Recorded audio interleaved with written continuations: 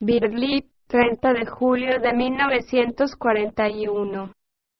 La idea de transformación en el trabajo. Parte 1. Como saben algunos de ustedes, el señor Ouspensky ha sugerido que este trabajo lleve el nombre de psicotransformismo. El trabajo radica en la idea de transformación psicológica, la transformación de uno mismo. Transformación significa que una cosa cambia en otra cosa diferente. La química estudia la posible transformación de la materia. Hay transformaciones muy conocidas de la materia.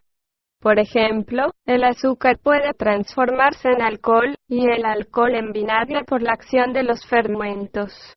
Esta es la transformación de una sustancia molecular en otra sustancia molecular. En la nueva química de los átomos y elementos, el radio se transforma lentamente en plomo.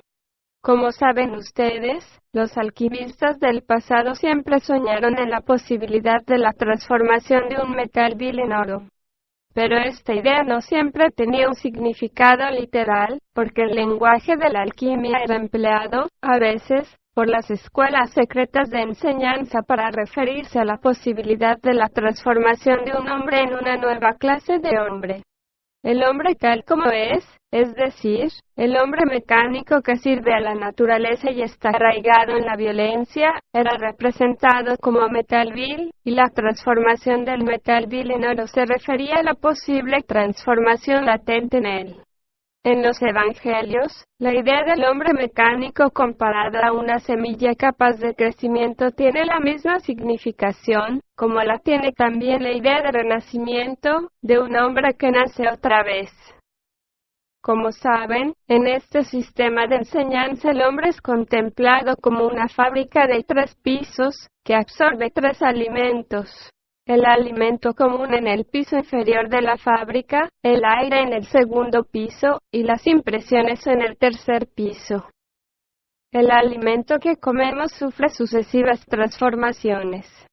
El proceso de la vida es la transformación. Cada ser viviente vive mediante la transformación de una cosa en otra. Una planta transforma el aire, el agua y las sales de la tierra en nuevas sustancias, en lo que llamamos patatas, judías, guisantes, nueces, frutas, etc., por la acción de la luz del sol y los fermentos. La sensible película de vida que se extiende sobre la tierra, que conduce la fuerza del universo, es decir, la vida orgánica, es un vasto órgano transformador. Cuando comemos el alimento es transformado sucesivamente, etapa tras etapa, en todas las sustancias necesarias para nuestra existencia. Esto es efectuado por la mente llamada centro instintivo, que controla el trabajo interior del organismo, y desde luego conoce mucho más que nosotros sobre este particular. Sabemos que cuando se toma el alimento, empieza la digestión. La digestión es transformación. El alimento es cambiado en algo diferente en el estómago. Esta es solo la primera etapa de la transformación del alimento y es designada en el trabajo por el paso de 2768 a 384. Nos basta presentar esta primera etapa como ejemplo sin que sea necesario agregar otra cosa. Es una etapa que todos pueden comprender sin dificultad alguna. Todos pueden ver que el alimento tomado en el compartimiento inferior de la fábrica de 3 pisos, a saber, los alimentos que comemos, sufren una transformación. Supongamos ahora que el alimento pasó al estómago y que nada sucedió. ¿Qué ocurre entonces? El cuerpo, que se asemeja a una enorme ciudad, no se pone en contacto con el alimento.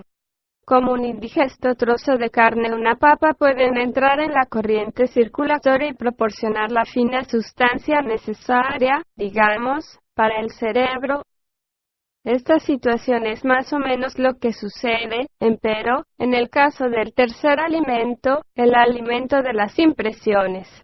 Entran y permanecen sin digerir, es decir, aquí no se produce transformación alguna. Las impresiones penetran como do 48 y se detienen. Salvo una pequeñísima parte que se transforma, nada sucede. No hay una transformación adecuada de las impresiones. Para el propósito de la naturaleza no hay necesidad alguna de que el hombre transforme las impresiones. Pero un hombre puede transformar sus impresiones por sí mismo, si posee el suficiente conocimiento y comprende el porqué de su necesidad. La mayoría de los hombres creen que la vida externa les dará lo que anhelan y buscan. La vida entra como impresiones, Cómodo 48. Lo primero que se debe comprender sobre el significado de este trabajo es que la vida, que llega como impresiones, debe ser transformada. No existe tal cosa como la vida externa. Lo que está recibiendo en todo momento son impresiones. Ve a una persona que le desagrada y obtiene impresiones de esa naturaleza.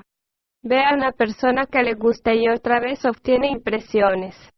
La vida es una sucesión de impresiones, y no como se cree una sólida cosa material.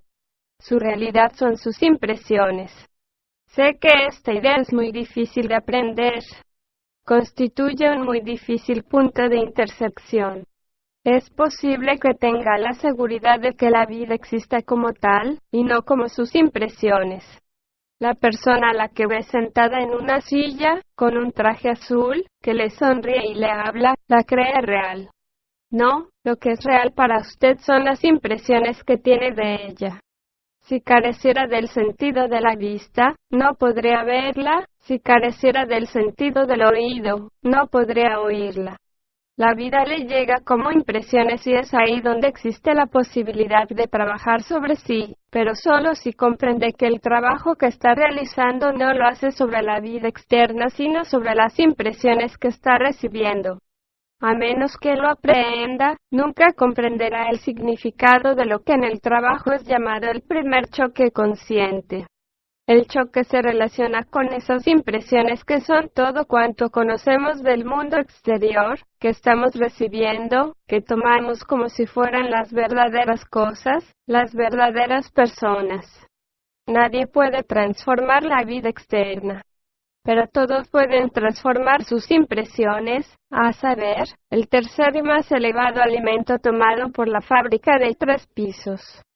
Por esta razón, este sistema de enseñanza dice que es necesario crear un instrumento de transformación en el punto de entrada de las impresiones. Este es el significado del trabajo observado a la luz de la transformación psicológica y este es el punto desde el cual debe empezar el trabajo. Es llamado el primer choque consciente porque es algo que no se efectúa mecánicamente. No sucede mecánicamente, es decir, necesita un esfuerzo consciente. Un hombre que comienza a comprender qué significa esto, al mismo tiempo empieza a dejar de ser un hombre mecánico que sirve a la naturaleza, un hombre dormido que es simplemente empleado por la naturaleza para sus propios fines, los cuales no sirven en modo alguno a los intereses del hombre. Si piensa ahora en el significado de todo cuanto se le enseña a hacer por la vía del esfuerzo, empezando con la observación de sí, verá sin duda que en el lado práctico del trabajo todo se relaciona con la transformación de las impresiones y lo que resulta de las impresiones. El trabajo sobre las emociones negativas, sobre los estados de ánimo enojosos, sobre la identificación, sobre la consideración, sobre la mentira interior, sobre la imaginación, sobre los yo sucesivos, sobre la justificación de sí, y sobre los estados de sueño, se relacionan todo con la transformación de las impresiones y lo que resulta de ello. Así convendrá que en cierto modo el trabajo sobre sí es comparable a la digestión en el sentido de que es una transformación. Es preciso formar un instrumento de cambio en el lugar de entrada de las impresiones. Este es el primer choque consciente y es dado en la descripción general del recuerdo de sí. Si mediante la comprensión del trabajo, puede aceptar la vida como trabajo, entonces está en un estado de recuerdo de sí.